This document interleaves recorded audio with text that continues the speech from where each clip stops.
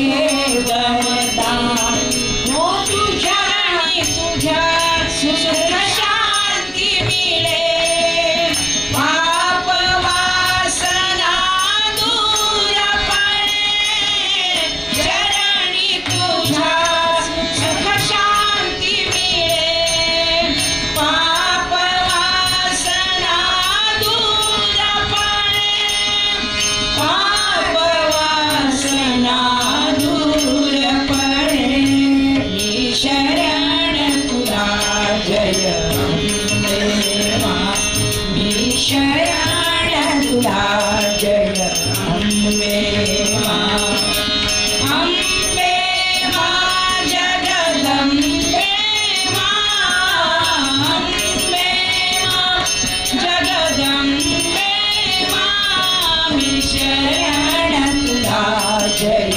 अंबे मा मी शरण तुला मा तू लक्ष्मी संतोषी मा माय भवानी भक्ताला तू दे वरदान हो राधा मधुरी पुण्य मिळे सत्कर्माची गोड फळे राधा मधुरी पुण्य मिळे सत्कर्माची गोड फळे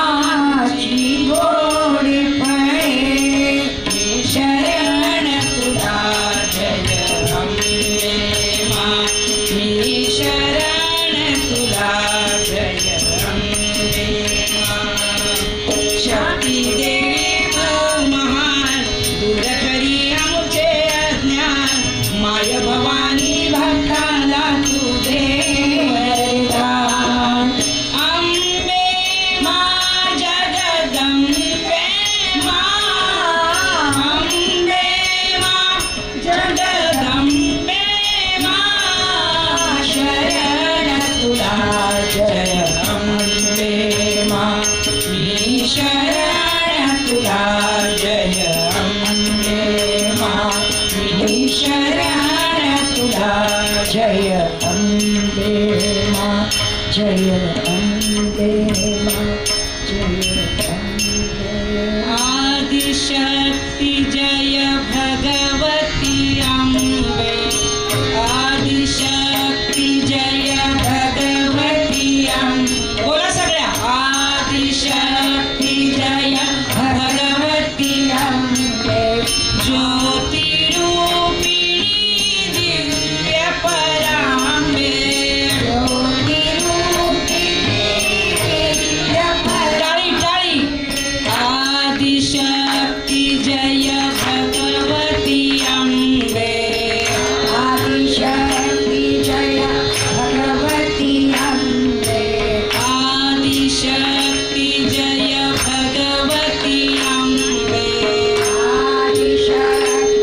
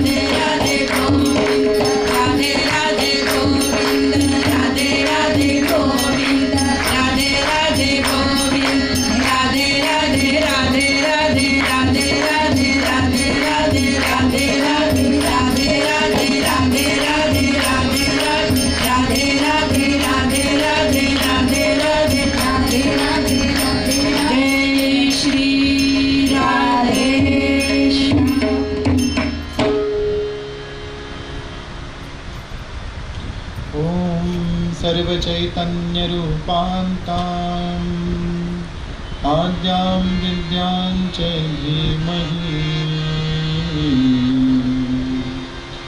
बुद्धिया प्रचोदयात्। ॐ सर्वचैतन्यरूपान्ताम् आद्यां विद्यां च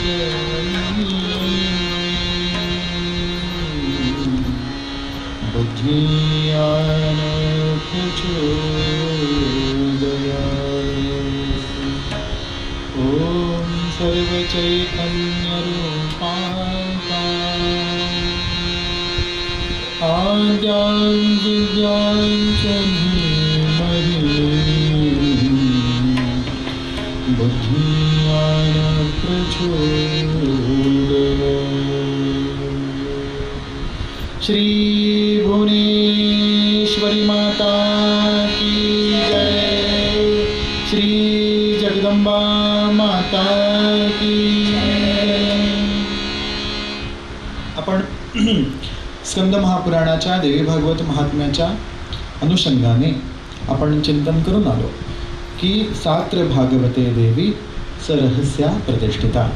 देवी भागवताची सुरुवात या 1.5 श्लोकामध्ये, 1.5 श्लोक मी मुद्दाम म्हणतो की पहिलं 16 आणि नंतरचा 8 असं की बरोबर 16 आणि 8 24 शब्दांनी ओम सर्व चैतन्य रूपांताम आद्यां विद्यांच धीमहि बुद्धी ज्ञान प्रचोदयात् 24 शब्दांचा गायत्री छंदाने देवी भागवताची सुरुवात झालेली आहे किंवा हा देवीचा पौराण गायत्री मंत्र म्हटलं तरी हरकत नाही किंवा सर्वांसाठी उपयुक्त असणारा, सर्वांसाठी उपलब्ध असणारा, सर्वांना करता येऊ शकेल असणारा हा मंत्र आहे। गायत्री मंत्राने सुरुवात आहे कारण सुरुवात गायत्रीने आहे आणि शेवटही गायत्रीने आहे।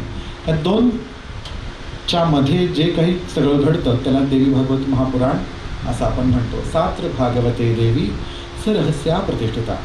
ओम सर्व चैतन्य रूपांताम की जी देवी सर्वांमध्ये चैतन्य रूपाने आहे की आता बघा सर्व चैतन्य रूपांताम या देवी सर्वभूतेषु चेतनयत्यभिधीयते नमस्तस्यै नमस्तस्यै नमस्तस्यै नमो नमः। माझ्यामध्ये जी मीपणाची जी जाणीव आहे किंवा माझ्या ज्या मीपणाची जी जाणीवेची जी अनुभूती आहे, जाणीव काय, जोपर्यंत मी आहे हा हाडामासाचा जो देह आहे त्याच्यामध्ये जी अधिसत्ता, जी मीत्व जे आहे, मीपणा जो आहे की जोपर्यंत मला हा अभिमान येत नाही की मी निरंजन आहे, बरोबर आहे, मी इथं वक्ता आहे, मला तुमच्यापेक्षा जास्त कळतं, असं जोपर्यंत मला येत नाही, हा अनुभव जो म्हणतो की नाही, मी गंमत म्हणून सांगतो तुम्हाला, जर तुम्ही जर असा विचार केला महाराज तुम्ही काही पण सांगा आम्ही झोपणारच आहोत असं म्हणल्यावरती काही अर्थ आहे का त्या गोष्टीला। पण त्या मीत्वाची जी चेतनता आहे, ज्या चेतनेला जो चक्षु देणारी जी अवस्था शक्ती आहे तिला देवी असं म्हटलं, तिला गायत्री असं म्हटलं। कसं म्हणताय की सर्व चैतन्य रूपांताम, सर्व प्राणीमात्रांमध्ये, सर्व भूतांमध्ये असणारी चैतन्य शक्ती जी आहे, नुसतं जिवंत असून उपयोग नाही हो, भान डोक्यावर ठेवून भ्रांती नसून शांत चित्ताने अवधानाने आकलन करण्याची जी शक्ती आहे तिला चिती असं म्हटलं। ती चेतना म्हटलं ज्याला आपण इंग्लिशमध्ये कॉन्शियसनेस आपण जे म्हणतो, स्वसंवित्ती, ज्ञानी येते स्वसंवित्ती, काल आपण चिंतन करून आलो। शैव म्हणते ही शक्ती, बरोबर आहे की नाही, शैव ज्याला शक्ती म्हणतात तीच ही जी स्वसंवित्ती आहे। सर्व चैतन्य रूपांताम आद्यां, आता पुढचा शब्द काय आहे, आद्यां विद्यांच धीमहि। चैतन्य रूप आहे, आत्मरूपिणी आहे, परब्रह्मरूपिणी आहे, मान्य आहे, एक अवस्था आहे, पण त्या अवस्थेला आद्या असा शब्द वापरला। आद्या शब्दाचे 2 अर्थ इथं अभिप्रेत आहे।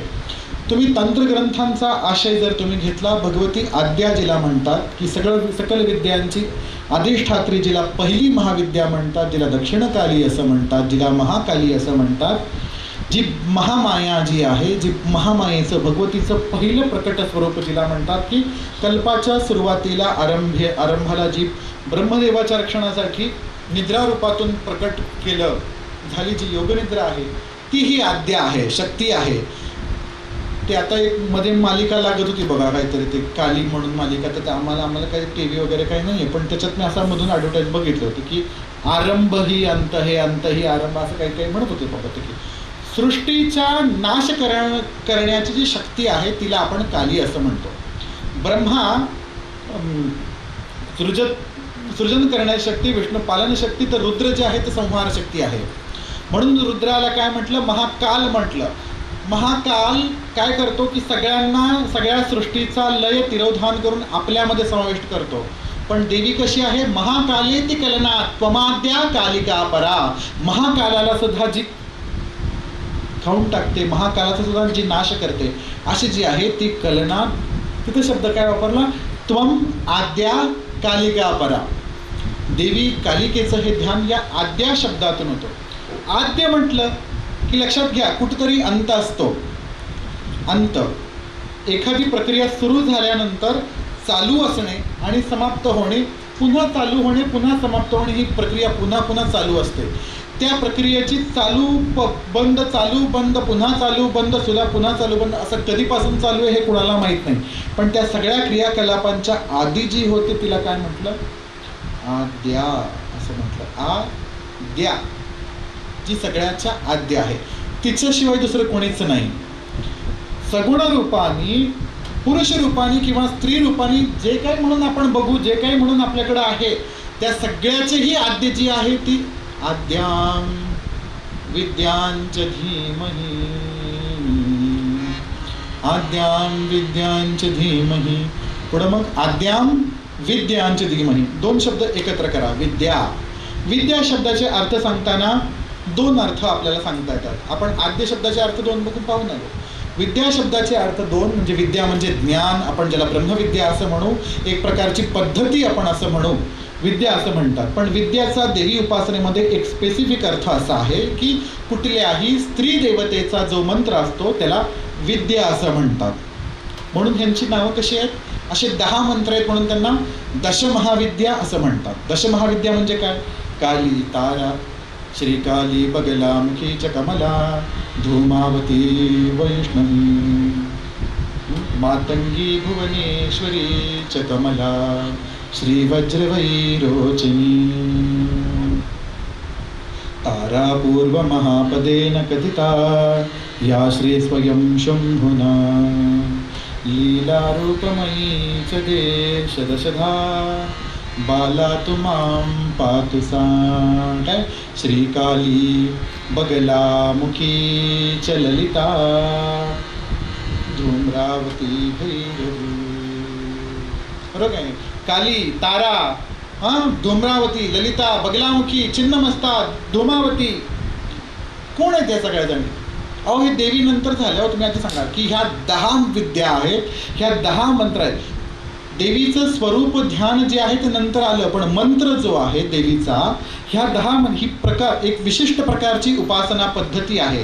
ह्या 10 जणींची, ह्या 10 देवतांची वेगवेगळ्या प्रकारची कुलपद्धती आहे, उपासना पद्धती आहे. त्यांना ब्रह्मविद्या असं म्हटलं की त्यांच्या प्राप्तीसाठी चाललेला सगळा हा खटाटोप आहे. हा मनुष्य देहाचा जो काही हेतू आहे, उद्देश आहे, तो कशासाठी आहे की मी जन्माला आल्यानंतर मी काय केलं पाहिजे आणि मी ज्या मायेत अडकतो आणि त्या मायेतून पार करण्यासाठी जी काही साधन मार्ग करावं लागतं, त्या साधन मार्गांचा जो काही विचार ज्याच्यामध्ये केला आहे त्या या दशमहाविद्यांचं वर्णन याच्यामध्ये आलं आहे. मग प्रत्येकीचं ध्यान वेगळं आहे, स्वरूप वेगळं आहे, मंत्र वेगळं आहे, पद्धती वेगळी, उपासना वेगळी, वस्त्रसुद्धा प्रत्येकीचं वेगळं आहे, प्रत्येकीचा काळ वेगळा आहे. अशा वेगवेगळ्या प्रकारच्या दशमहाविद्या. आद्यां विद्यांच धीमहि, आद्यां विद्यांच धीमहि. मग विचार करा, आद्या विद्या की जी विद्या की जे जाणल्यानंतर दुसरं काही जाणायची गरजच पडत नाही, अशी विद्या जी आहे तिला आद्या विद्या असं म्हटलं. अनुबंध बघा 2 शब्दांचा. सर्व चैतन्य रूपांतां. आधी काय म्हटलं? सर्व चैतन्य रूपांतां आद्यां विद्यां च धीमहि. आत्मरूपाला जाणण्यासाठी जी विद्या आहे ती कुठली विद्या आहे? तीच ब्रह्मविद्या आहे. तिलाच श्रीविद्या असं म्हटलं. आद्यां विद्यां च धीमहि बुद्धियान प्रचोदयात्. ती भगवती महामाया, ती भगवती जगन्माता आमच्या बुद्धीला प्रेरणा देव. आणि दुसरं कोणाला विनंती केली नाही, दुसरी कशाला नाही. बुद्धियान प्रचोदयात्. परमात्म्याची जशी माया आहे तशी आपली बुद्धी आहे. आपण आपल्या बुद्धीला जे अनुकूल असतं, बुद्धीला जे पटतं त्याचप्रमाणे आणि जे आपल्या अहंकाराला पूरक असतं त्याच गोष्टीचं आपण आचरण करतो. म्हणून प्रार्थना काय केली? मंगलाचरण करताना व्यास महर्षींनी बुद्धियान प्रचोदयात् ओम सर्व चैतन्य रूपांतां आद्यां विद्या. म्हणजे हे वैदिक पुराण आहे, हे वैदिक धर्माला अनुसरून आहे. म्हणून वैदिक धर्माची सुरुवात करताना, मंगलाचरण करताना सर्व छंदांच्या अधिष्ठात्री जननी असणारी देवी जी आहे, गायत्री छंदामध्ये या ग्रंथाची सुरुवात केलेली आहे. बरोबर 24 शब्दांमध्ये. बुद्धियान प्रचोदयात्. म्हणजे परमात्म्याला प्रार्थना केलीच, पण परमात्म्याला प्रार्थना करताना स्त्री रूपामध्ये, मातृरूपामध्ये प्रार्थना केली. परमात्म्याला प्रार्थना करताना शक्ती रूपामध्ये प्रार्थना केली. पण मागणं काय मागितलं? मंगलाचरण करताना मागणं काय मागितलं? की हे सर्व चैतन्य रूपिणी, सर्वांतर्यामिनी रूपिणी, हे आत्मरूपिणी जगन्माते, हे आद्य विद्या स्वरूपिणी, हे भगवती श्रीविद्ये, हे भगवती महाविद्ये, तू आमच्या बुद्धीला प्रेरणा दे. आणि मग पुढं कथाभाग सुरू होतो. ऋषी म्हणतात, सूत सूत महाभागं धन्योसी पुरुषर्षभ यदधीतस्त्वया सम्यक् पुराण संहिता शुभाः. 18 पुराणानि कृष्णेन मुनिना नघ कथितानि सुदिव्यानि पठितानि त्वया नघ. हे सुता, हे महाभागा, तू या जन्मामध्ये जन्माला आल्यानंतर पुरुषांमध्ये श्रेष्ठ आहे. काय केलं? कृष्णेनं. कृष्ण म्हणजे इथं व्यासांचा अर्थाने घेतलं की व्यास महर्षींकडून तू समस्त पुराण संहितेचं अध्ययन केलेलं आहे, पुराण संहिता तू शिकलेला आहेस. ह्या पुरुष जन्मामध्ये तू श्रेष्ठत्व प्राप्त झालेला असा पुरुष ऋषभ असा त्यांनी शब्द वापरला आहे. मग ते म्हणतात की दीर्घायुर्भव सर्वज्ञ तापत्रय विवर्जितः यथयाद्य महाभागं पुराणं ब्रह्मसंहितं. हे सुता, तुला आता आम्ही आशीर्वाद देतो, तू दीर्घायू हो, तापत्रयापासून विवर्जित हो. आता तू आम्हाला कथेचा विस्तार कर की न शृण्वन श्रोत्रेंद्रियता सूत नरास्वाद विचक्षणा न शृण्वन्ति पुराणानि वंचिता विधिना ते. त्यांच्या कानाचा धिक्कार असो की ज्यांनी जन्माला येऊन पुराणांचं श्रवण केलेलं नाही. म्हणून हे स्वतः तू आम्हाला याचं देवी भागवताचं श्रवण आम्हाला करव. अश्रोत्राफणिन कामं मुह्यन्ति हि न भोगुणैः सकर्णा येन शृण्वन्ति ह्यप्यकर्णा कथं च. सापाला कान असतात का हो? नाही. तरीसुद्धा फक्त नादाच्या ठेक्यावरती तो डोलू लागतो नाद. पण मग ज्यांना कान नाही आहे, ज्यांना कान आहे, त्यांनी कान असून सुद्धा जर भगवंताची कथा ऐकली नाही, देवीची कथा ऐकली नाही, त्यांच्या जन्माचा काय उपयोग, असं ते म्हणतात. मग ते म्हणतात की येन केन उपायेन कालातिवाहनं स्मृतं शास्त्राण्यपि व्यसनैर्ह मूर्खाणां बुधानां शास्त्रचिंतने. प्रत्येकाचं आपल्या भाषेत म्हणत की कालातिक्रमण करायचं, पण टाईम लिजर म्हणतो, टाईम पास आपण म्हणतो, करायची प्रत्येकाची मेथड वेगळी वेगळी असते. मूर्ख लोकांची कशा असते की गप्पा मारण्यात, ह्यांनी असं केलं त्यांनी तसं केलं अशा करण्यात होत. पण विद्वानांची किंवा बुद्धिजनांची वेळ कशामध्ये जातो की भगवतीच्या गुणचिंतनामध्ये जातो, भगवतीच्या लीला विस्तार कथनामध्ये त्याचा वेळ जातो असं ते म्हणतात. मग पुढे त्यांनी शास्त्रांचे प्रकार सांग, सात्विक शास्त्र, राजस शास्त्र, तामसिक शास्त्र कोणकोणते याचं चिंतन आलं. देवी भागवतामध्ये कुठल्याही प्रकारचं वर्गीकरण आलं त्यावेळेला ह्या 3च गोष्टींचा विचार केला गेला. सत्व, रज आणि तम. त्याचं कारण असं आहे, देवी आपण एक स्वरूपामध्ये किंवा सर्वमान्य स्वरूपामध्ये देवीला माया किंवा प्रकृती असं म्हटलं. देवी स्वतः त्रिगुणात्मिका आहे, ती त्रिगुणातीता पण आहे. त्रिगुणात्मिक असून सुद्धा त्रिगुणातीत पण ती आहे. महाकाली तमोगुणी, महालक्ष्मी सत्वगुणी आणि महासरस्वती रजोगुणी, ह्या 3 गुणातून आपण ते सांगतो. म्हणून कशाचंही वर्गीकरण देवी भागवतामध्ये ज्या वेळेला येतं त्यावेळेला ते सत्व रज तम या 3 गोष्टींच्या अनुषंगानेच या ठिकाणी येतं. म्हणून त्यांनी सांगताना सुद्धा इथं शास्त्रांचं जेव्हा सांगितलं तर ते ह्याच्यामध्ये सांगताना सात्विक तत्र वेदांतम, मीमांसाम राजसम्मतम, मीमांसा वगैरे हे राजसिक शास्त्र सांगितलं, न्यायशास्त्रादी सगळं तामसिक सांगितलं. असं त्यांनी तर सांगितलं की मग असं काहीतरी सांगा की मुक्तिप्रदम मोक्षाणाम कामदम धर्मदम तथा विस्तरेण दाख्याही पुराणोत्तममादरात. ते म्हणतात की तुम्ही आत्तापर्यंत आम्हाला शिवाची कथा सांगितली, भगवान महाविष्णूंची कथा सांगितली, गणपतीची कथा सांगितली, भस्म रुद्राक्षाचं महात्म्य सांगितलं, पण आता तुम्ही आम्हाला देवी भागवताची कथा सांगा असं ते म्हणतात. तदाहं संप्रवक्ष्यामि सर्वश्रुत्यर्थसम्मतं रहस्यं सर्वशास्त्राणाम् आगमानां मनोत्तमम्. पुराणम् उत्तमं पुण्यं श्रीमद्भागवताभिधम् 18,000 श्लोकास्तत्र तु संस्कृताः. स्कन्धा 12 चैवात्र कृष्णेन विहिता शुभाः. 300 पूर्णमध्याया 18 युता स्मृताः. की हे देवीचं भागवत जे आहे ते कसं आहे, पुराणाम उत्तमम, उत्तम तरतम भावातला तम भाव वापरला की सर्व पुराणांमध्ये उत्तम असलेलं हे पुराण आहे. त्याचं नाव काय आहे, श्रीमद देवी भागवत महापुराण असं त्याचं नाव आहे. 18,000 श्लोक त्याच्यामध्ये सांगितले, 12 स्कंद सांगितले आणि 318 अध्याय त्याच्यामध्ये त्यांनी सांगितले. मग त्याच्यामध्ये पुढं सगळ्यांनी सांगितलं. त्याच्यानंतर काय सांगितलं की पुराणाचं वर्णन करताना काल आपण थोडीशी एक ओझरती चर्चा करून आपण आलो होतो की पुराण आणि महापुराणाची चर्चा. आता आपल्या वेळेअभावी पूर्ण चर्चा करणं शक्य नाही, पण तरी पण थोडंसं आपण चिंतन करून येऊ.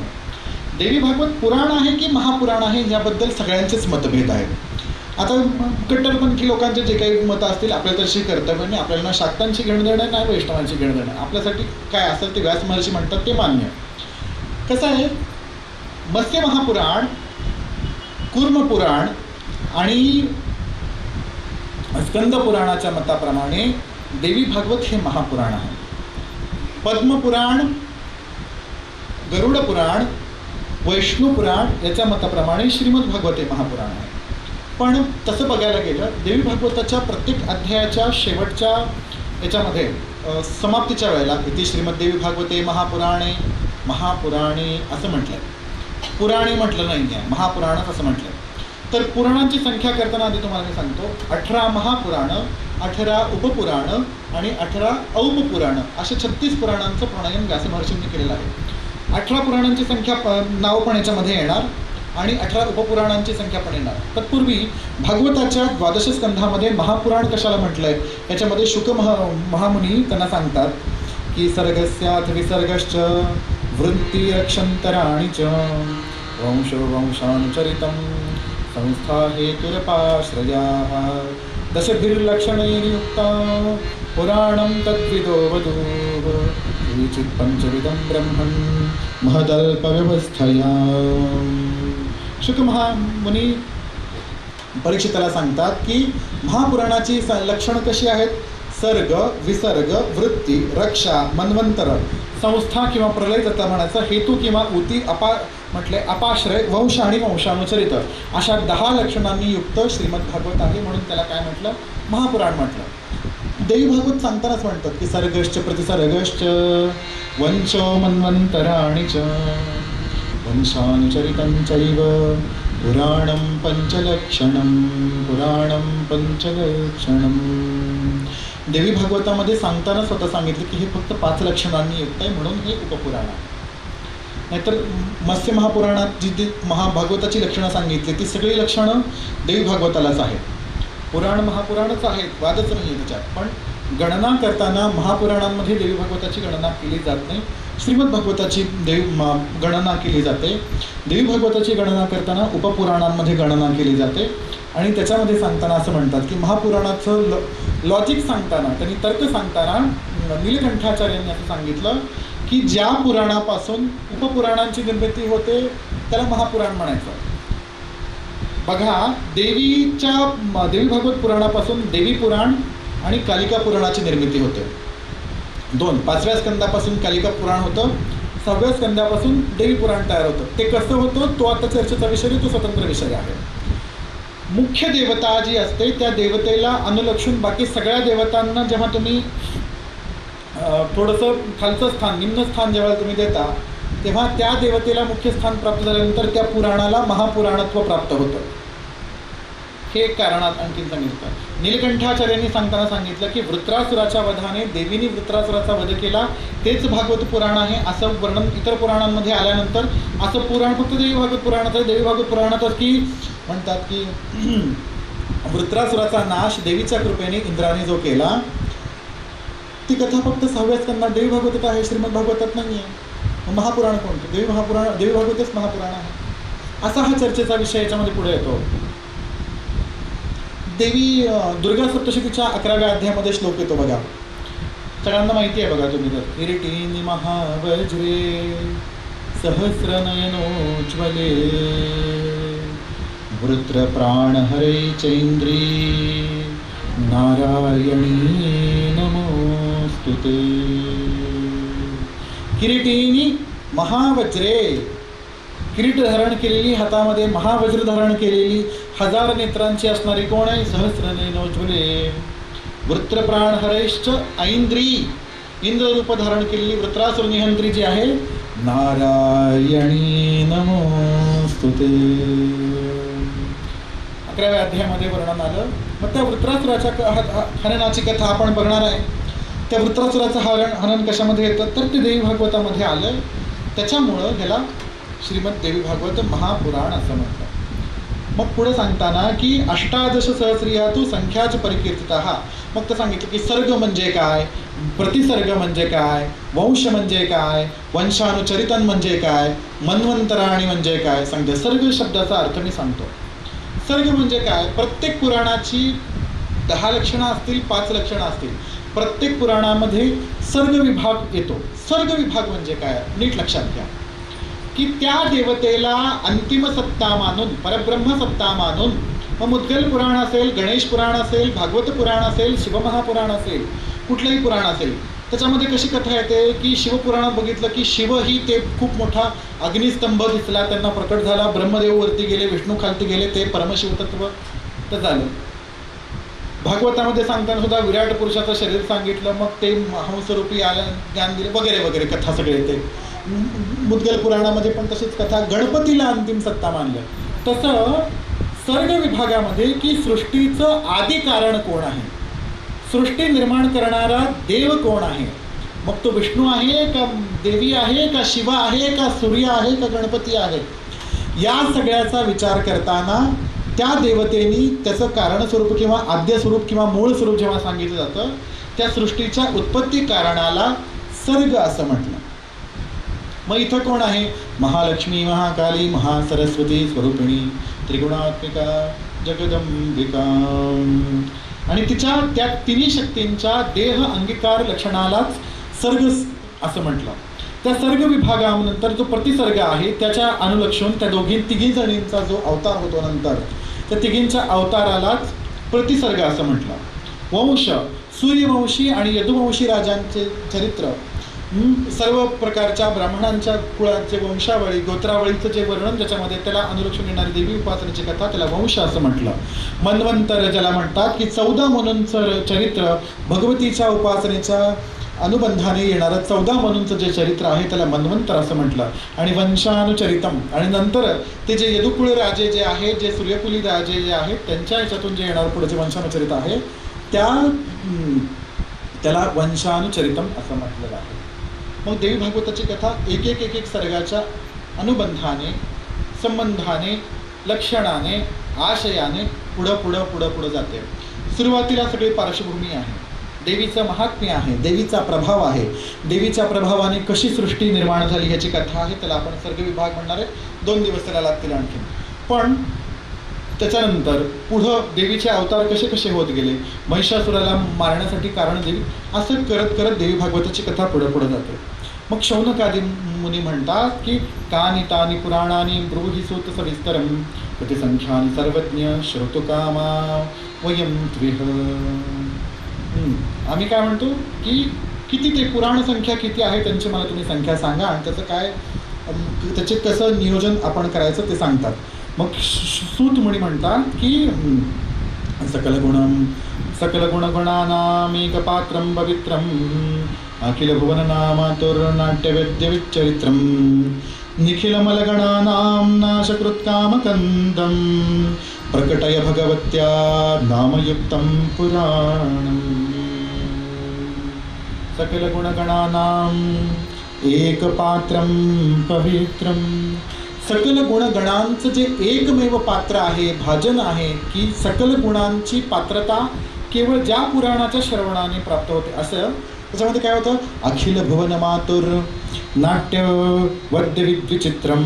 भगवतीचं जे नर्तन आहे, भगवतीचं जे नृत्य आहे, जी आपल्याला एखाद्या कठपुतळी भावलीप्रमाणे आपल्याला नाचवते, तिचं जे नाट्य आहे, तिचं जे नर्तन आहे, असं निखिल मलगणानां नाशकृत्कामकंदम. मनामध्ये असणाऱ्या सगळ्या मलांचं नाश करण्याचं जे कामकंदम जे आहे, असं प्रकटय भगवत्या नामयुक्तं पुराणम. असं भगवतीचं जे नामयुक्त असणारं जे पुराण आहे त्याचं प्रकटन तुम्ही महामुनी तुम्ही आता आमच्या समोर करा, असं ते सगळेजण त्यांना विनंती करतात. त्याच्यानंतर देवी भागवताच्या तिसऱ्या अध्यायामध्ये, पहिल्या दुसऱ्या अध्यायामध्ये पुराणांची सगळी संख्या दिली आहे. पण इथं एक विशिष्ट गोष्ट मला तुम्हाला सांगावीशी अशी वाटते की त्यांनी लक्षात ठेवायचं कसं याचं एक खूप छान टेक्निक त्यांनी असे दिले. 18 पुराणं कशी आहेत त्यांनी सांगितलं. हे बघा, मद्वयं भद्वयं चैव प्रत्रयं वचतुष्टयं अनापलिंग पुस्कानि पुराणानि पृथक पृथक. बघा, मद्वयं म नावाचे 2, मार्कंडेय पुराण, मत्स्य महापुराण, मद्वयं भद्वयं चैव भविष्य पुराण आणि भागवत पुराण. प्रत्रयं वचतुष्टयं, बरं आजपासून सुरू आहे, ब्रह्मपुराण आणि ब्रह्मवैवर्त पुराण. वचतुष्टयं विष्णुपुराण, वराहपुराण, वायुपुराण आणि वामन पुराण. 4 वचतुष्टयं. अनापलिंग कुस्कानी, अ म्हणजे अग्निपुराण, नावल नारद पुराण, प पद्मपुराण, लिंग पुराण, ग गरुड पुराण आणि कूर्म पुराण आणि स्क हे स्कंद पुराण. अशी 18 पुराणांची संख्या त्यांनी जेव्हा सांगितली, पुराणांनी पृथक पृथक सांगितले. आणि मग त्याच्यानंतर मग त्यांची संख्या सांगता सांगता परत त्यांनी संख्या सांगितली. ही झाली महापुराण. ते सांगताना परत खाली बघताना मग परत त्याच्यामध्ये आणखी त्यांनी उपपुराणांची संख्या सांगितली. उपपुराणं कोणती कोणती ते सांगितली. आणि त्याच्यानंतर त्यांनी एक सांगितलेलं आहे. आपण एक चिंतन करतो बघा, सगळ्यांना आपल्याला माहिती आहे की आपण म्हणतो युगे 28 विटेवर युगा वामांगी रत्नांगी शोभा. युग तर 4 आहेत महाराज. मग युगे 28 कशी काय? त्याचं उत्तर इथं दिलेलं आहे. ते म्हणतात की बघा, आपलं जे 1 वर्ष असतं की नाही, तो देवतांचा 1 दिवस असतो. आणि देवतांचे असे 12 वर्ष ज्या वेळेला होतात, त्या 12 वर्षांचा ब्रह्मदेवाचा 1 दिवस असतो. तर ह्याच्यामध्ये बघायला गेलं तर त्या ब्रह्मदेवाच्या एका दिवसामध्ये 1000 चतुर्युग होतात. चतुर्युग म्हणजे काय? 4 युगांचा एक सेट. लक्षात घ्या, 4 युगांचा हा जो एक संच असतो, त्या प्रत्येक युगातल्या द्वापर युगामध्ये व्यासाची एक पदवी दिलेली असते.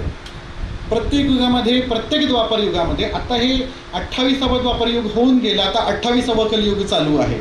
म्हणून नामदेव महाराजांनी म्हणताना युगे 28 असं म्हटलंय. लक्षात घ्या, 28वा द्वापर चालू आहे आणि प्रत्येक द्वापर युगामध्ये वेगवेगळे व्यास होऊन गेले आणि पुढच्या व्यासांचं नाव पण त्यांनी याच्यामध्ये दिलेलं आहे. त्यांनी काय सांगितलंय की भारतात 18 पुराणानि कृत्वा सत्यवती सुतः भारताख्यानमतुलं चक्रे तदुपबृंहितं मन्वन्तरेषु सर्वेषु द्वापरे द्वापरे युगे द्वापरे द्वापरे युगे सर्व मन्वंतरामध्ये असणारे द्वापर प्रत्येक कल्पामध्ये एक एक 14 मन्वंतर होतात. मन्वंतरांमध्ये येणारे जेवढी द्वापर युग आहेत म्हणजे प्रत्येक द्वापर युगामध्ये येणाऱ्या द्वापर युगामध्ये भगवान स्वतः व्यास रूप घेतात आणि त्याप्रमाणे ते काय करतात की वेदांचं प्रणयन करतात. एक वेदांची जी संहिता आहे त्याचे विभाग 4 मध्ये करतात. ऋग्वेद, यजुर्वेद, सामवेद आणि अथर्ववेद. प्रत्येक शाखेचे 4 आपल्या शिष्यांना पहिलं सुमंतो वैशंपायन ह्यांना आपल्या ती वेदाची संहिता शिकून शिष्य प्रशिष्य परंपरेने व्यास महर्षी पुराणांचं पुन्हा प्रणयन करतात आणि सगळ्याची करतात. तर व्यासाची ही एक पदवी आहे. ते काय म्हणतात की द्वापर युगामध्ये द्वापरे द्वापरे विष्णुर व्यासरूपेण सर्वदा वेदमेकं स बहुधा कुरुते हितकाम्या. कलियुगामध्ये मनुष्य अल्पबुद्धी आणि अल्पायुषी झाल्या कारणानं व्यास महर्षी वेदांची संहिता 4 भागांमध्ये विभाजित करतात. पुराणांचं प्रणयन करतात आणि त्याच्या म्हणतात की त्यांच्याच हितासाठी म्हणून पुराणानि कृतायच. मग ते सांगतात की द्वापरे प्रथमे व्यस्ता स्वयं वेदा स्वयं भुवा प्रजापतिर्द्वितीये तु द्वापरे व्यास कार्यभृत. त्याने काय म्हटलं की व्यास कार्यभृत व्यासांच्या कार्यासाठी पहिल्या द्वापर युगामध्ये सगळ्यात पहिल्या द्वापरयुगामध्ये स्वयंभुव मनु जे आहेत ते स्वतः व्यास ब्रह्मादेवानी स्वतः व्यास रूपामध्ये प्रकट झाले. त्याच्यानंतर प्रजापती व्यास झाले, तिसऱ्यांदा शुक्राचार्य झाले, बृहस्पती झाले, मग सूर्य झाले, मग यमराज झाले, मग इंद्रदेव झाले, मग वसिष्ठ महामुनी झाले, मग सारस्वत झाले. असं करत करत 28व्या ह्या युगामध्ये कृष्ण द्वैपायन व्यास की जे भगवान पराशर आणि देवी सत्यवतींच्या पोटाला जे जन्माला आले. आपण सगळ्यांची नावं घेण्याचं काही कारण नाही इथं. त्यांनी ह्या देवी भागवताची रचना केली असं सांगितलं. व्यासाचं चरित्र सांगायचं काय कारण आहे माहिती आहे का? आपण बघून ना चर्चा करतोय, परमात्म तत्वाची चर्चा करतोय, मातृभावाने चर्चा करतोय. मी व्यास काय हे सगळं सांगतो त्याचं कारण लक्षात घ्या. आता सगळे महिला भगिनी मंडळासमोर बसून सगळ्यांना माहिती आहे, अभंग सगळ्यांना माहिती आहे, गोंधळ सगळ्यांना माहिती आहे. मूळपीठ तू अंबे अंबे व्यास वसिष्ठ शुक गोंधळी. बरोबर आहे की नाही? व्यास वसिष्ठ शुक हे कोण आहेत? गोंधळी आहेत. नाचताती सोहम मेळी. हा गोंधळ आपण जो घालतो तुळजाभवानीच्या समोर तो गोंधळ तो असू द्या, तो मान्य आहे आपल्याला. पण ह्या देवीच्या भक्तांनी परमात्म्याला मातृस्वरूपामध्ये जेव्हा बघितलं त्यांनी जो गोंधळ घातला सोहम रूपाचा, त्या व्यासांच्या चरित्रातून भगवतीच्या उपासनेचा जो अनुबंध इथं आपल्याला लावायचा आहे त्यासाठी म्हणून आपण हे व्यासांचं चरित्र इथं आपण बघत आहोत. म्हणताय का? म्हणा म्हणा सगळेजणी म्हणा.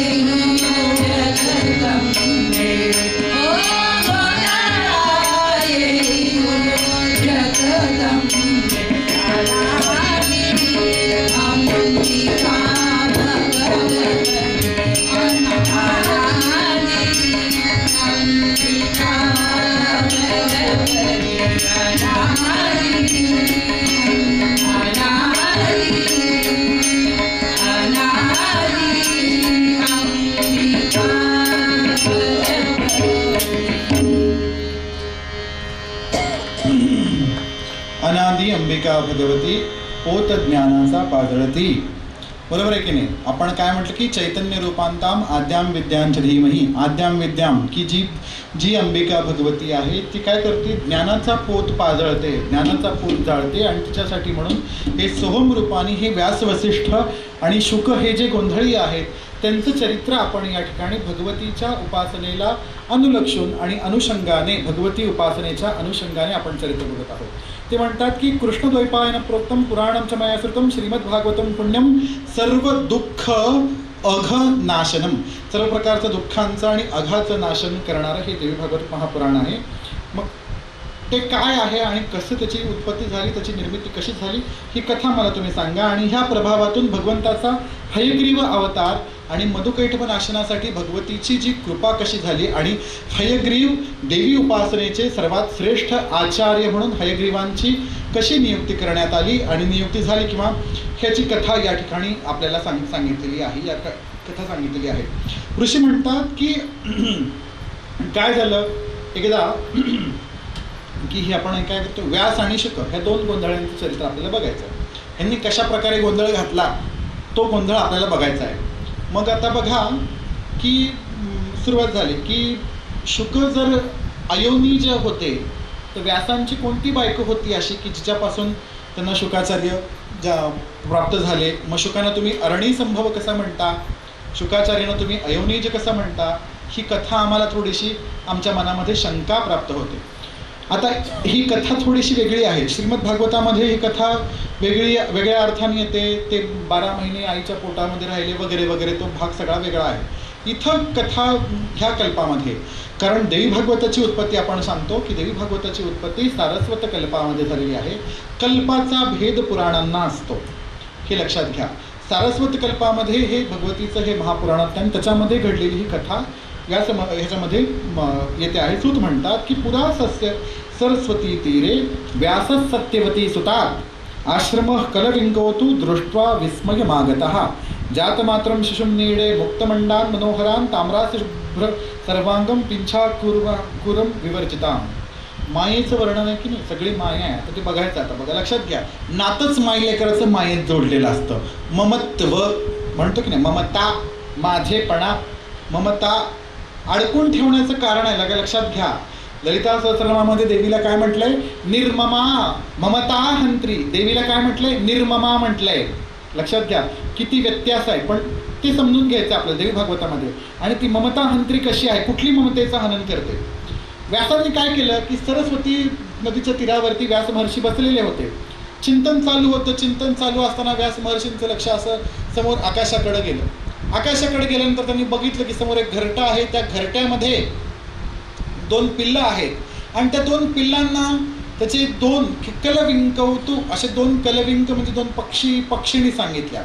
तर त्या पक्षीने काय करतात की ते असं इकडून तिकडून चारा आणतात, त्यांच्या तोंडात देतात, इकडून तिकडून चारा परत तोंडात देतात. ते असा हा प्रकार त्यांचं चालूच आहे हे सगळं करायचं. असं काय होतं आणि ते परत ते असं लालन पालन त्यांचं चालूच आहे. अरे ह्यांना काय मिळणार आहे? ह्यांना चारा देऊन ह्यांचं पोट भरून ह्यांना काय समाधान मिळतं? मग हे थोडे मोठे झाले की पिल्लं उडून जाणार आहेत, कशा काय म्हणून ह्यांना लालन पालन करतात, कशासाठी हे मायेत अडकले आहेत, आज नाही तर उद्या ही पिल्लं ह्यांना सोडून जाणार आहेत. ह्यांना असा काय आत्मीय आनंद होतोय, आपल्या पिलांना एवढं लालन पालन करतात. ह्या पिलांचं व्यासांच्या मनामध्ये चर्चेला उधाण आलं, चर्चा सुरू झालं. मग ही चर्चा चालू असताना अरे हे तिर्यक योनीचे हे पक्षींना सुद्धा जर एवढं आपल्या अपत्यांबद्दल, एवढ्या संतानांबद्दल एवढं जर प्रेम असेल तर मनुष्यांना का नसावं, मनुष्य मात्रांना का प्रेम नसावं, ही ममत्व, ही आसक्ती ही का नसावी असं ते विचार करतात. ते म्हणतात की यांना काय होणार आहे की म्हातारपणामध्ये हे पिल्लं सांभाळणार आहेत का, यांना नाही, उडून जाणार आहेत. त्यांनी काय शब्द वापरला, वार्धके प्राप्ते परिचर्यां करिष्यति. तुम्ही जा घरी घेऊन, आमचा काही संबंध नाही तुमचा. आज अशीच परिस्थिती आहे, पक्ष्यांचं काही घेऊन बसला, माणसांची अशीच परिस्थिती आहे आज. तुमचं तुम्ही बघायचं का, हे मेल्यानंतर ह्यांचं गयाश्राद्ध घालणार आहेत का, कोणी घालणार नाही महाराज. आजकाल काळ फार चोकावलेला आहे, गयाश्राद्ध घालायला कुणाला वेळ आहे, तरी सुद्धा का अडकलेला आहे. मग ते म्हणतात की संसारे अत्र समाख्यातम सुखानाम उत्तमम सुखम. मायेची भाषा आहे बरं का, सगळी मायेची भाषा लक्षात ठेवा. व्यास महर्षींवरती मायेचा प्रभाव झाल्यानंतर काय काय घडलं आणि त्याच्यातून आपल्याला शिकायचं काय, अशी कथा पूर्ण पहिला स्कंध याच्यामध्येच आहे. की म्हणतात की पुत्र गात्र परिष्वंगो लालनांचे विशेषतः मुलाच्या प्राप्तीमध्येच खरं सुख आहे, मुलाच्या संगोपनामध्येच खरं सुख आहे. नंतर मुलगा तुम्हाला तिकडं काही करा, पण आत्ता मला मुलगा पाहिजे असं त्यांचं म्हणतात की अपुत्रस्य गतिर्नास्ति स्वर्गो नैवच नैवच पुत्रादन्यतरींनास्ति परलोकस साधनम. मनु आदी आचार्यांनी सांगितलं की ज्याला पुत्र नाही त्याला स्वर्ग कधीच नाही, आणि पुत्रासारखं परलोकाचं साधन नाही. भले तिकडं नंतर तुम्हाला लात मारून घराबाहेर का काढून देऊ ना, त्या पण त्यासारखं साधन नाही असं म्हणतात. की मनु आदी आचार्यांनी धर्मशास्त्रामध्ये सांगितलं की पुत्र तुम्हाला असायलाच हवा. मी थोडंसं गंमत म्हणून तुम्हाला हसवायचं म्हणून बोलतोय, तसं माझं एवढं काही मला लावून घेऊ नका, तिकडे आपलीच लोकं आहेत म्हणून बोलतोय. हां, मग त्यांनी काय म्हणतात की पुत्रवान मुच्यते पापात वाक्यमचे शाश्वतम आतुरे मृत्युकालेपी भूमिशय्यागतो नरः करोति मनसा चिंता दुःखितम पुत्रवर्जितः. जर मुलगा नसेल आणि मृत्यूच्या शय्यावर पडलेला असेल तर त्यावेळेला मनावर चिंता येते की मी हे सगळं कमवून ठेवलं कोणासाठी, मला तर हे बरोबर घेऊन जाता येणार नाही. याचा थोडा आपण दुसरा अर्थ काढू, पुत्राच्या दृष्टिकोनातून नको की हेच करायचं होतं, जायच्या वेळेला जर काही घेऊन जायचं नाही तर मग आपण नक्की कमवायला काय पाहिजे हाही विचार करायला पाहिजे.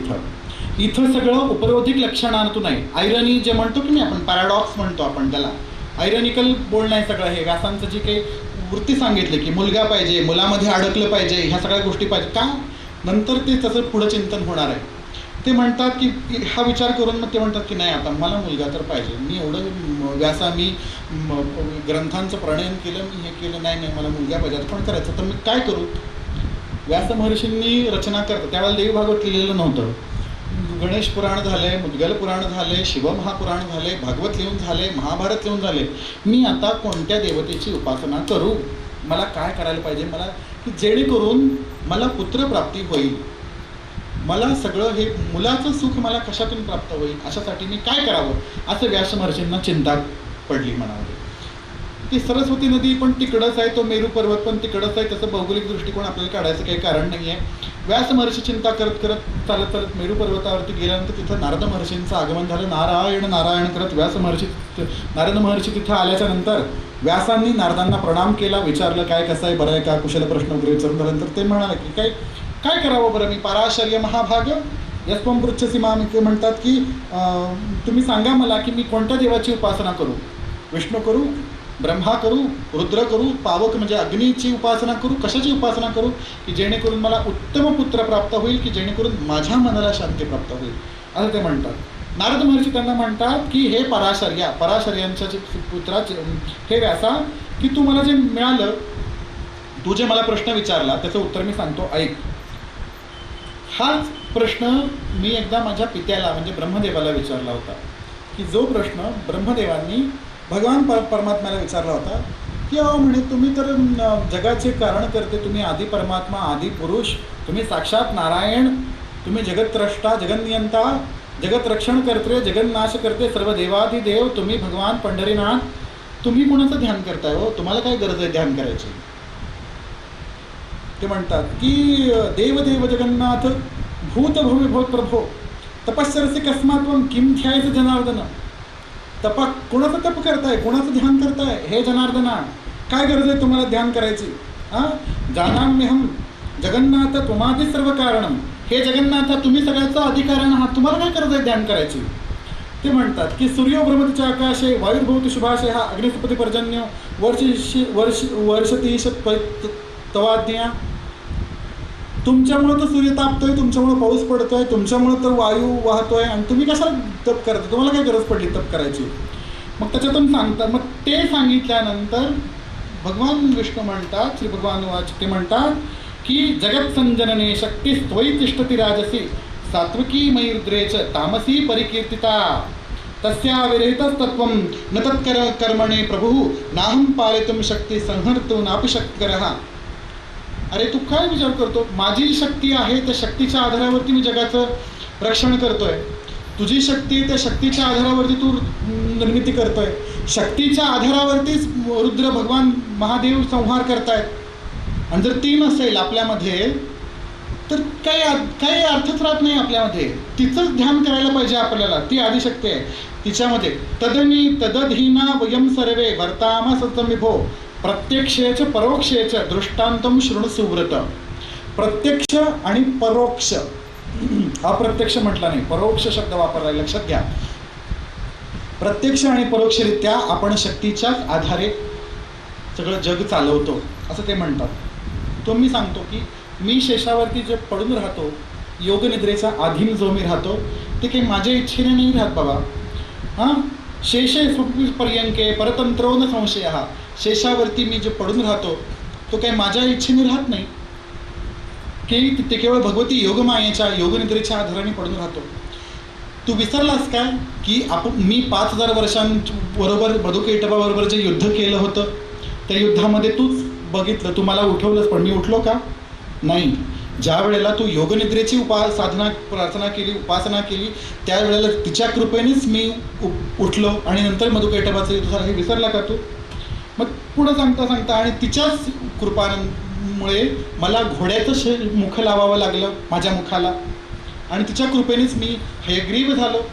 असा संदर्भ दिल्याच्या नंतर सगळे ऋषीमुनी म्हणतात की ही काय कथा आहे हयग्रीवाची. तर मी संक्षेपाने सांगतो, वेळ आपली फार कमी आहे, थोडासा वेळ राहिलेला आहे.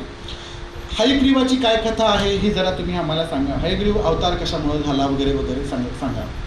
एकदा काय झालं की देवदानवांचं युद्ध झालं असं म्हणतात. त्याच्यामध्ये तशी कथा आलेली आहे की देवदानवांचं युद्ध झाल्यानंतर सर्व करता जनार्दन थकले आणि पृथ्वीच्या एका विशिष्ट भागामध्ये आपलं जे सारंग धनुष्य जे आहे, शांग धन्वा गदाधर हा धनुष्य असं खाली टाकलं. आता जर मी तुम्हाला दाखवलं, हे जर माझं धनुष्य आहे आणि त्याची प्रत्यंचा आहे धनुष्याची, ही प्रत्यंचा जर धरली आणि ती तशी अशी त्याला टाईट अशी खाली लावलेली असते आणि असं मी डोकं ठेवून जर मी असं झोपलं तर हे बरोबर माझ्या गळ्याला इथे लागतात, बरोबर.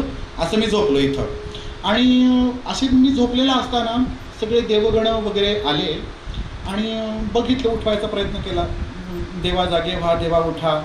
देव काही उठायला तयार नाही. लक्ष्मी माते उठा हो, काय करतो ते मोठं, काय उठायला तयार नाही. योगनिद्रेच्या अधीन झालेले ते काय करायचं आता. म्हणून आता गती आपल्याला देवांना जागं केल्याशिवाय तर पर्याय नाही. मग अशा वेळेला करायचं काय?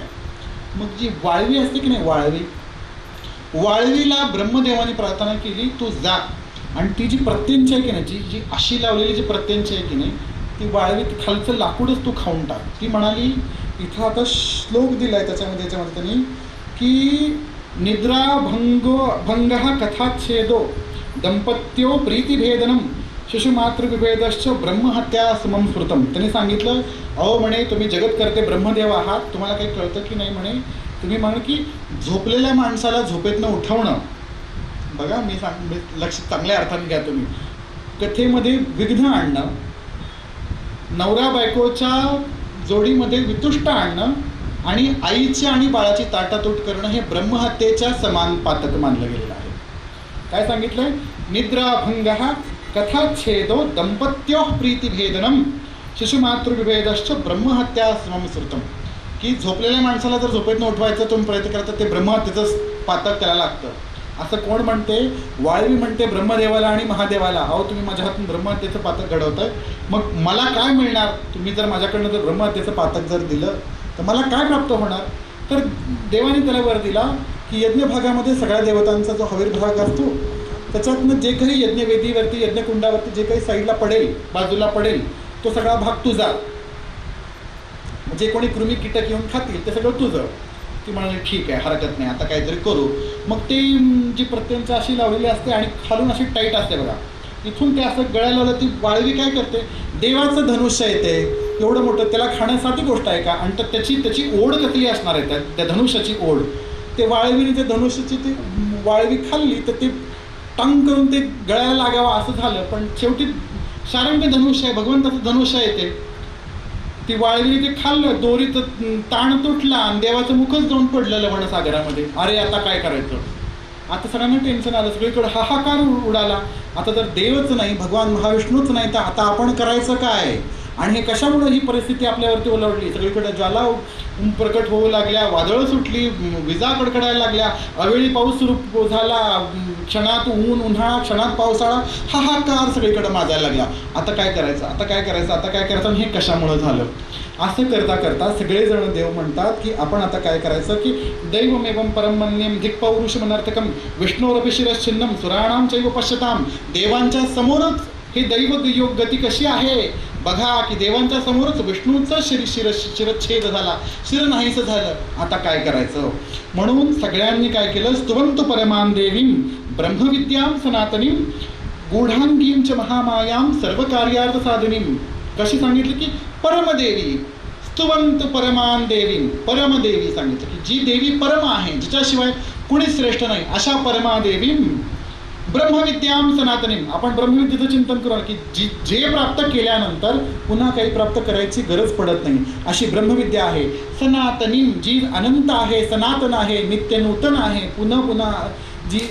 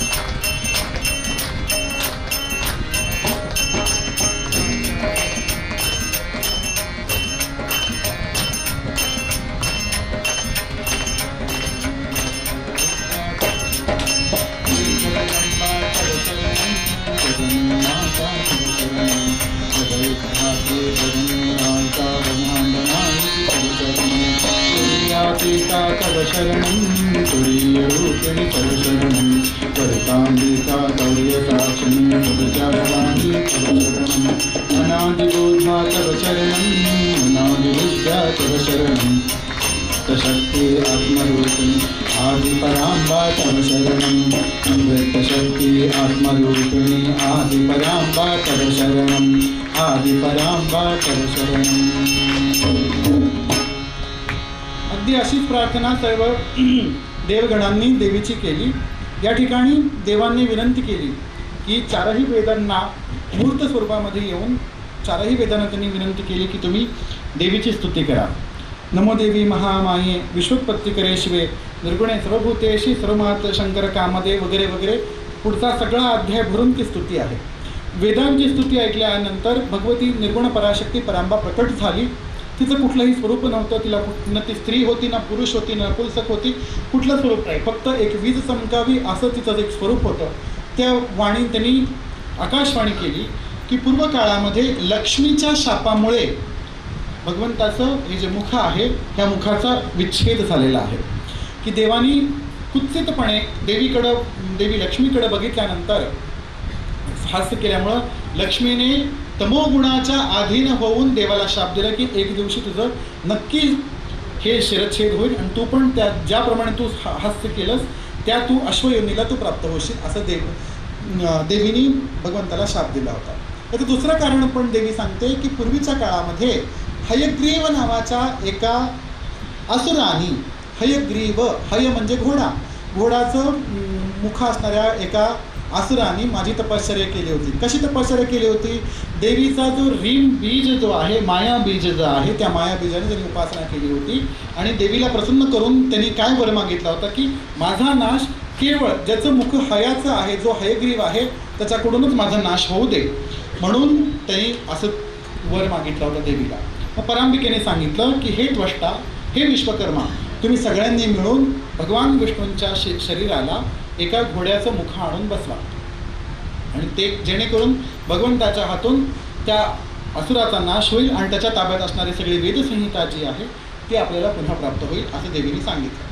देवीने सांगितल्याच्या नंतर भगवंतांनी हयग्रीवाशी युद्ध केलं. हयग्रीव अवतार झाला आणि हयग्रीवाचा त्यांनी नाश केला आणि तेव्हापासून हयग्रीवाची परंपरा पुढे चालत आली. देवीच्या उपासनेमध्ये हयग्रीव संप्रदाय नावाचा एक स्वतंत्र संप्रदाय आहे. श्रीविद्या उपासना पद्धतीमध्ये हयग्रीवांची श्रीयंत्राची सेपरेट उपासना पद्धती आहे. त्यांचं श्रीयंत्र वेगळं आहे, त्यांची उपासना वेगळी आहे. आपण जे ललिता सहस्रनाम वाचतो की नाही, श्रीमाता, श्री महाराज्ञी, श्रीमत्सिंहासनेश्वरी, हे सगळं हयग्रीवांनी सांगितलं म्हणून आलं आपल्याला. ललिता त्रिशती जे काही आहे, ललितोपाख्यान सगळं जे काही म्हणून देवीचं जे काही जे शास्त्र ब्रह्मांड पुराणामध्ये सांगितलं आहे हयग्रीवांनी अगस्त्य महामुनींना सांगितलं. आणि अगस्त्य महामुनींना हयग्रीवांकडून उपदेश झाल्याच्या नंतरच त्यांनी जगदंबिकेची कोल्हापुरात येऊन जी उपासना केली, जे काही करवीर महात्म्य जे काही सांगितले, हे सगळे हयग्रीवांची कृपा आहे. हयग्रीवांना विद्येची अधिष्ठात्री देवता मानलं गेलेलं आहे. हयग्रीवांनीच वेदांचं पुन्हा रक्षण केलेलं आहे म्हणून हयग्रीव वेद स्वरूप मानलेले आहेत, ज्ञान स्वरूप मानलेलं आहे. अशा देवीच्या प्रभावाने भगवंताचा हयग्रीव अवतार आपण संक्षेपाने बघितला या ठिकाणी. तर नंतर सांगताना परत ब्रह्मदेवाला भगवान म्हणतात, तू विसरलास काय झालं होतं कल्पांच्या आरंभाच्या काळी. आता आपल्याला त्याचं रहस्य चिंतन करायचे आता वेळ नाही आहे खरं, पण तरी पण मी थोडक्यात सांगून जातो. देव जेव्हा झोपलेले होते, निद्राधीन होते, मगाशी चिंतन येऊन गेलं की कल्पांती पुन्हा सगळ्याचा लय होतो, विनाश होतो आणि पुन्हा सगळ्या सृष्टीचा प्रारंभ ज्यावेळेला होतो त्यावेळेला शेषशय्येवरती निद्राधीन झालेले भगवान महाविष्णू त्यांच्या नाभिकमलातून ब्रह्मदेवाची उत्पत्ती झालेली आहे. ब्रह्मदेव नाभिकमलात पण इकडं तिकडं बघतात, काय दिसत नाही त्यांना, काय करायचं. तेव्हा देवाच्या कानातून कर्णमलातून दोन दैत्यांची उत्पत्ती होते. एकाचं नाव मधु, एकाचं नाव कैटभ. दोन हे मधु आणि कैटभ जे आहेत त्या मधु कैटभांना काही दिसलं नाही. इकडं पाणी आणि इकडे कोणतरी एक माणूस झोपला आणि त्याच्या नाभितून कमळ आले आणि त्याच्या वरती एक 4 मुखाचा माणूस कोणतरी आहे. आता आपल्याला हा तर झोपला आहे, याला काही उठून उपयोग नाही, पण तो जिवंत आहे, त्याला आपण काहीतरी त्रास देऊ असा विचाराने त्यांनी विचार केला आणि ब्रह्मदेवाशी निघाले की युद्ध करायला. आमच्याशी युद्ध कर, नाहीतर मग आम्ही तुला मारून टाकू असं ब्रह्माला ते म्हणाले.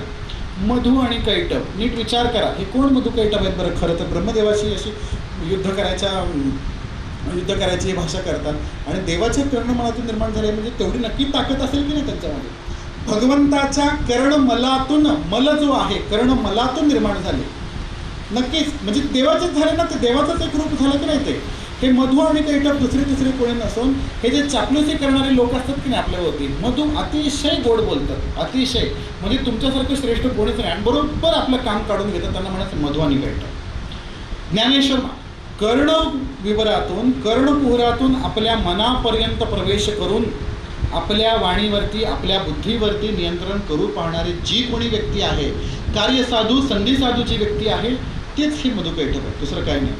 ज्ञानेश्वर महाराज आपण चिंतन करू की श्रवण इंद्रियाच्या पुढा दारवंठा सदा उघडा.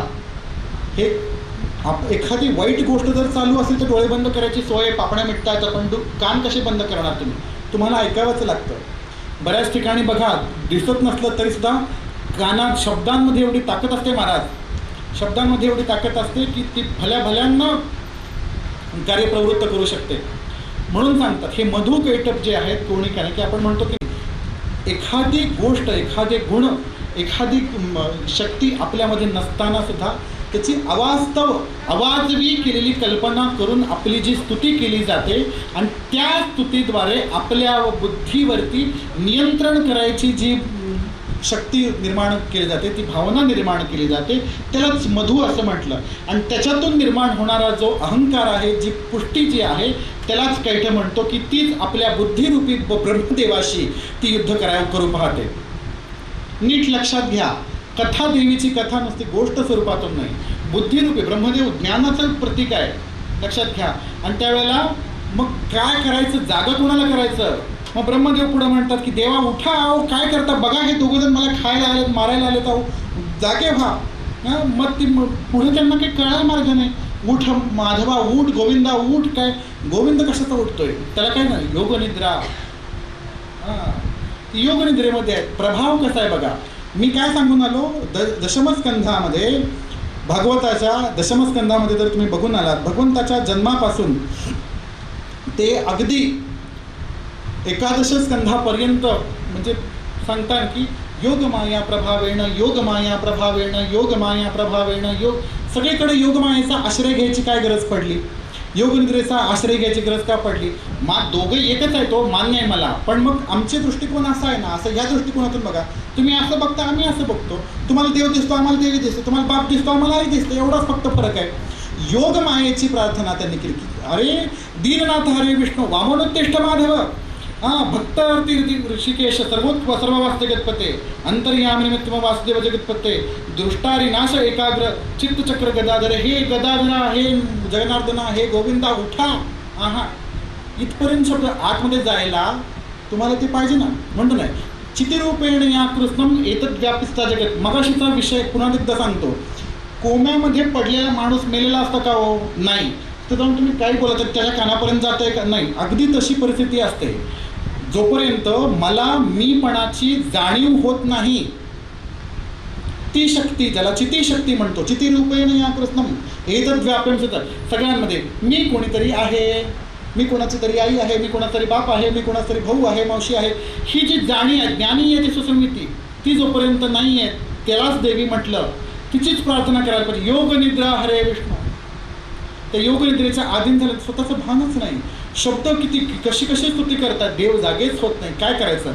म्हणून ब्रह्मदेवाने विचार केला, आता आपल्याला पर्याय नाही. म्हणून आता आपण काय करायचं. देवी त्वमस्य जगत किल कारणं हि ज्ञातं मया सकल वेद वचोभिरम्य यत् विष्णुरप्यवखिला विवेककर्ता निद्रावशं च गमित पुरुषोत्तमज्ञ. सगळ्या जगाची कारणकर्त्री तू आहेस, आई तू जागी हो. ह्याच्यापेक्षा छान आहे हे मार्कंडेय मुनी जास्त छोटं वर्णन आहे पण खूप सुंदर याच्यामध्ये. राहत नाही नवरात्र आहे म्हणून म्हणतो, सगळ्यांना माहिती आहे, तुम्हाला सगळ्यांना. विश्वेश्वरीं जगद्धात्रीं स्थितिसंहारकारिणीं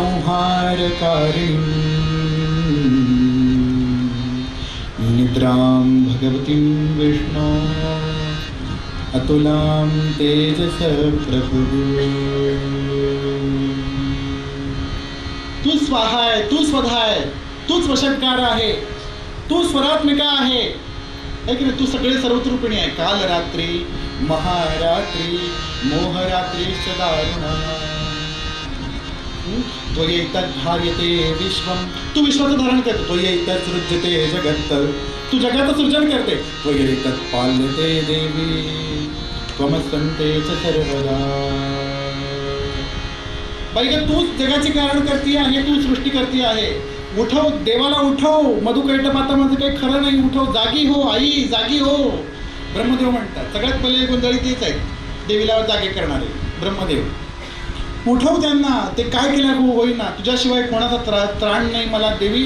तुझ्या आधाराने, तुझ्या प्रभावाने भगवान महाविष्णू पडून राहिलेले आहेत देवी. त्यांना जागं कर, मला कोणी वाचवणारं नाही. म्हणून ते म्हणतात ती नवरात्री आहे. ब्रह्ममायात्मिका रात्री परमेश्वरात्मिका.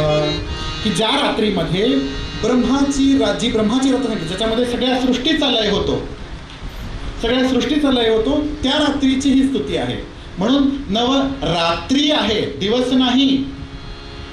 म्हणून लोकांसाठी नवरात्र 7 तारखेला सुरू झालं, आमच्यासाठी 6 तारखेला सुरू झालं. कारण प्रतिपदा रात्री होती, एकादशीच्या दिवशी.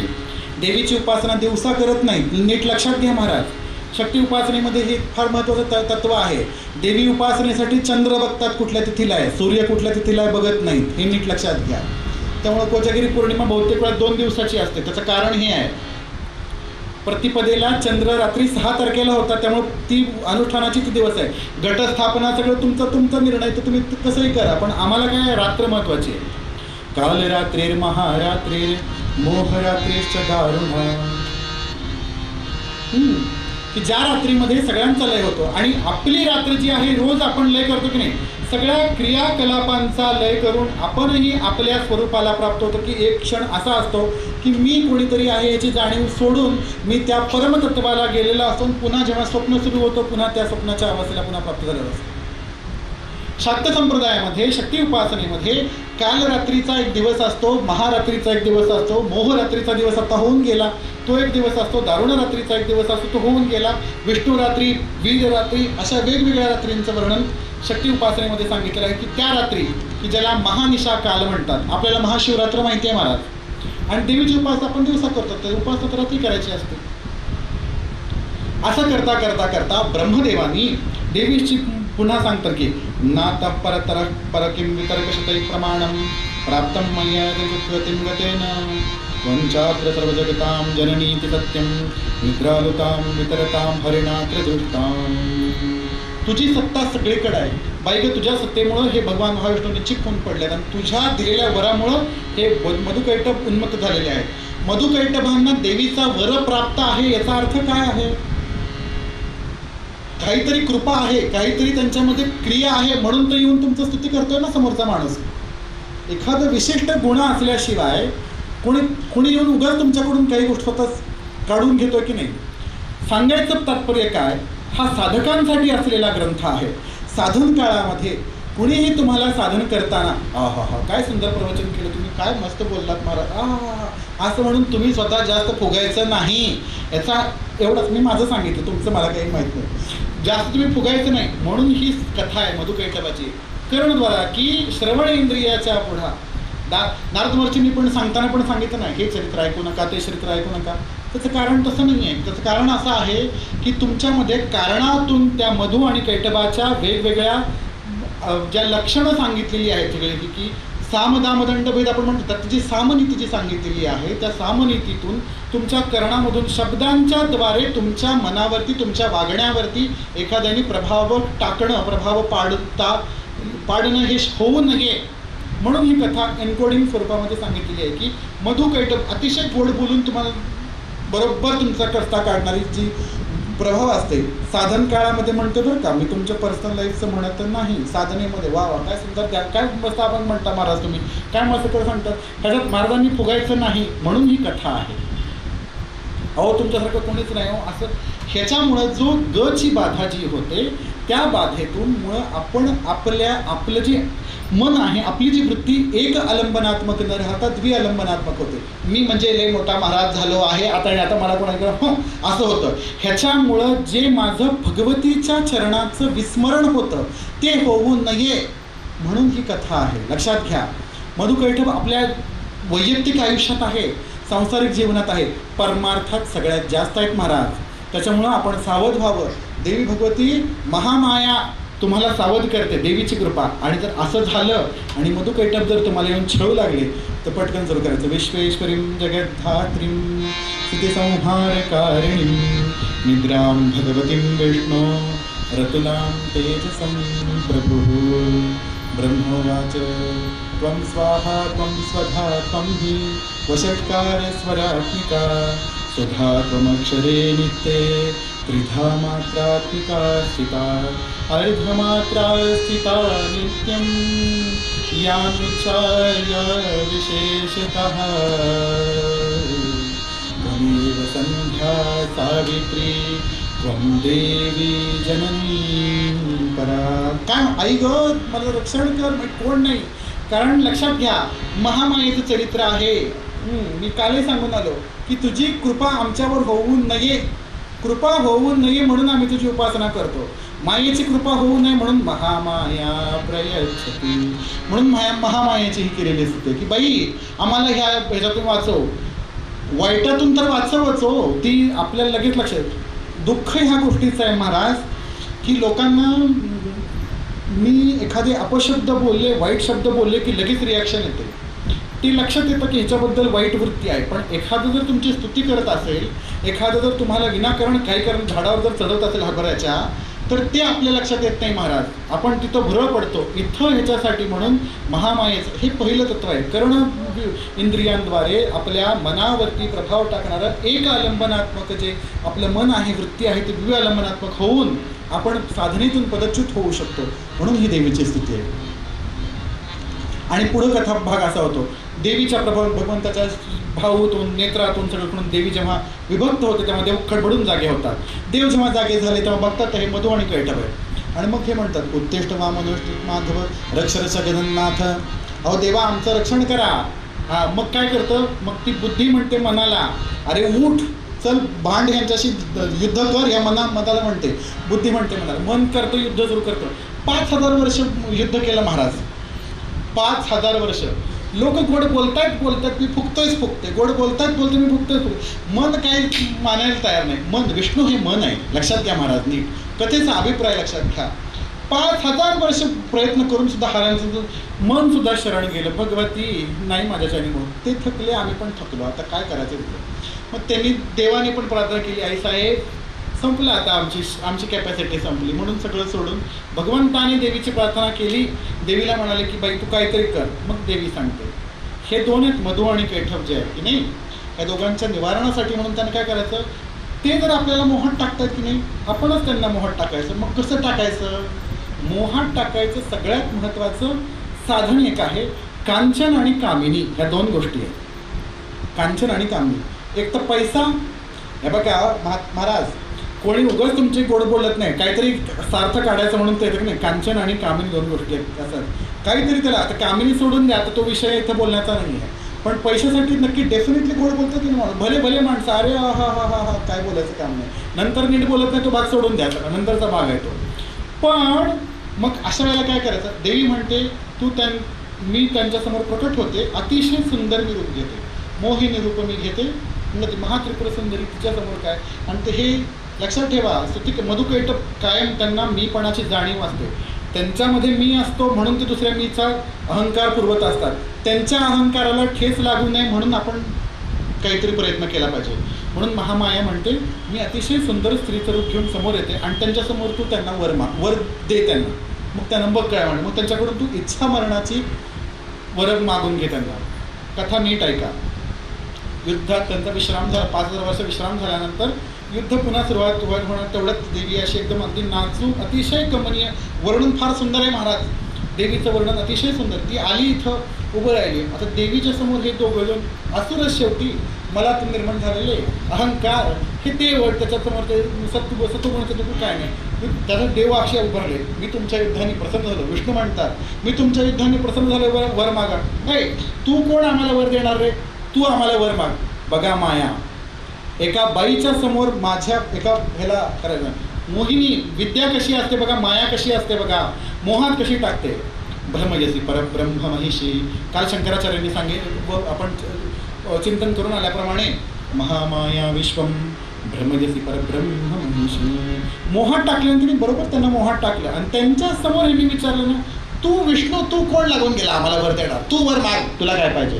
हे म्हण तुमचं मरण माझ्या हातून हो. ते म्हणत तर असतो बस मला हेच पाहिजे.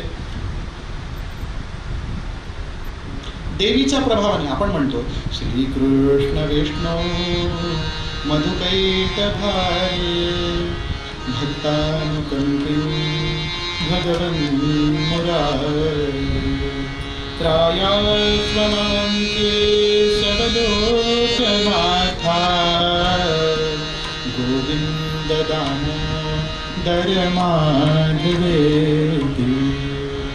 त्यांना मधुकैटभारी म्हटलं. श्रीकृष्ण विष्णू मधुकैटभारी. नाश त्यांनीच केला हो, सगळीकडे त्यांचंच नाव आहे.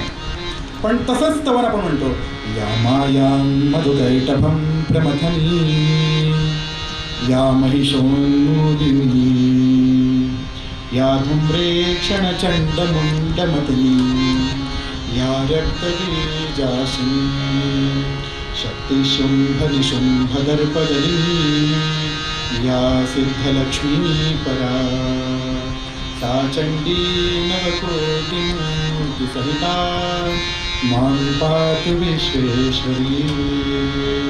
ते पण मधुकैटभारी, ही पण मधुकैटभाचा नाश करणारी. दोघांनी मिळून नाश केला महाराज, लक्षात ठेवा. बरोबर आहे की नाही. बुद्धीवरती नियंत्रण करायला ज्या वेळेला मधुकैटभ येतात, मनाला जाग करतो, बुद्धी मनाला जागी करते, उठ बघ त्यांचं काहीतरी कर. पण मग मन जेव्हा हतबल होतं, मन काही करू शकत नाही, त्यावेळेला एकच महामायेच्या शरणागतीमध्ये गेल्यानंतर मग देवानी दोघांना पण आपल्या मांडीवर घेतलं आणि चक्राने त्यांचा नाश केला. आणि त्यांची जी आणि एवढं विराट स्वरूप होतं, सगळीकडे जल होतं, त्यांच्या मेदापासून ह्या पृथ्वीची निर्मिती झाली महाराज. म्हणून पृथ्वीला मेदिनी असं नाव पडलं.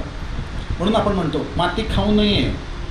माती खाऊ नये दुसऱ्या अर्थाने ते काय व्हायचं ते होऊ दे, पण इथं मी तुम्हाला सांगतो की माती खाऊ नये याचा अर्थ असा की हे मधु आणि कैटभाचं मेद आहे, म्हणून माती खाऊ नये असा तो अर्थ आहे. माती खाऊ नये म्हणजे दुसरा अर्थ पण सांग महाराज, नीट लक्षात घ्या. माती खाऊ नये म्हणजे काय की स्वतःच्या स्वार्थासाठी स्वतः पदच्युत होऊन दुसऱ्याची विनाकारण स्तुती करू नये, दुसऱ्याला उगाच चापलुसी करू नये, म्हणून माती खाऊ नये महाराज असं त्याचा अर्थ आहे. माती खाऊ नये असं म्हणतात अर्थ की भगवती जगन्मातेचा प्रभाव त्यांनी सांगितला. उगाच म्हणतात लय गोकुळा मावशी, लयच गोकुळा लय चांगली आहे हो, काय सांगायचं, गोकुळाकडनं काहीतरी काम काढल्याशिवाय उगाच बाया करत नाही असं आहे ते. असं आहे का हो शरद महाराज, बरोबर आहे की नाही. असा प्रभाव पडतो शेवटी. नाही तर काय सांगायचं, ही बाई लय भजन मस्त मस्त मस्त म्हणते, असं नाही. लक्षात ठेवा, असं करायचं नाही असा तो अर्थ आहे. म्हणून तिला म्हटलंय या माया मधुकैटभं प्रमथनी. महिषोन्मूलिनी 5वा स्कंद आहे, ते तर फार मस्त चरित्र आहे, त्याच्यात तो ते विचारता आणखीन पुढे येणार आहे, त्यात वादच नाही. पण सांगायचं तात्पर्य असं की देवर्षी नारद महाराज व्यासांना सांगतात की माझ्या वडिलांना ज्या ह्या 2 चरित्रांचं स्मरण झालं की मी जेव्हा की जगन्नाथ जेव्हा झोपलेले आहेत आणि तुम्हाला काय ध्यान करायची गरज आहे. त्यांनी सांगितलं की भगवतीचा प्रभाव एवढा अतुल आहे, भगवतीचा प्रभाव एवढा व्याप्त आहे की म्हणून मी विष्णू असून सुद्धा मी देवीचं ध्यान करतो, मी देवीचं जप करतो, देवीची तपश्चर्या करतो, देवीचं आराधना करतो असं त्यांनी सांगितलं. म्हणून पुत्रप्राप्तीसाठी म्हणून हे व्यासा तू जे आहे आता देवीची उपासना कर. यानंतरचं जे चरित्र आहे त्याच्यामध्ये व्यास वसिष्ठ शुक गोंधळी आपण असं म्हणून आलो. ज्ञानेश्वर महाराजांच्या अभंगामध्ये पण हे येणार आहे, तो अभंग आपण उद्या म्हणूया. त्याच्यामध्ये हे चरित्र आहे की त्याच्यामध्ये शुकाचार्यांचं चरित्र, व्यासदेवांचं चरित्र, शुक आणि व्यासांच्या चरित्रातून संसार आणि वैराग्य, परमार्थ आणि संसार दोघांचा संबंध कसा येतो आणि देवीची उपासना प्रवृत्ती मार्गातून कशा प्रकारे करता येते याचं चिंतन थोडंसं भावार्थ रामायणाच्या आधाराने, नाथ महाराजांच्या आधाराने आपण थोडंसं विचार आपण उद्याच्याला करणार आहोत. उद्याला आजच्यासारखंच या 4:30 वाजता आपण सुरुवात करूयात व्यवस्थित. 4:15 सगळेजण या, 4:30ला सुरुवात करू, या वेळेपर्यंत आपण समाप्ती करू. आपण आता आरती होईल, आरती झाल्यानंतरच सगळ्यांनी जायचं. बाहेर प्रसादाची व्यवस्था केलेली आहे, प्रसाद घेऊन सर्वांनी जायचं आहे.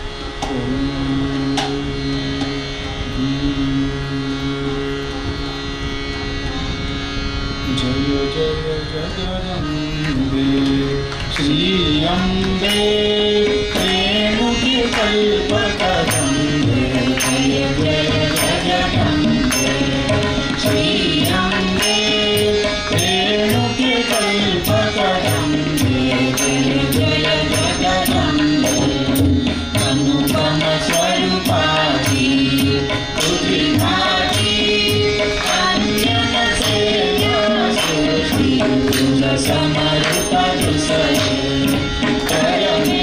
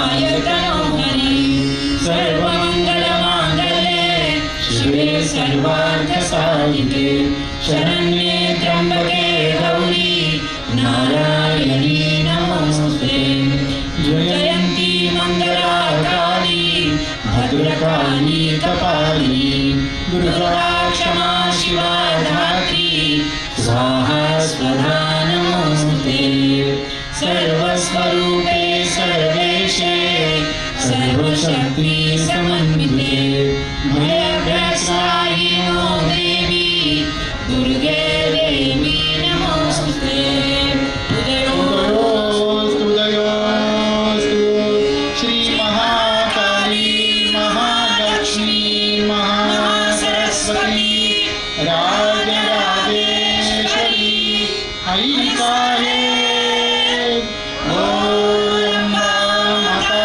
की जय भुवनेश्वरी माता की जय जय जगदंब ओम नमः चंडिकायै उद्या दुपारी 4:30 वाजता पुन्हा कथा प्रारंभ होईल ओम नमः चंडिकाय ओम नमः चंडिकाय झालेली सेवा सद्गुरु चरणी अर्पण आईसाहेबांच्या चरणी अर्पण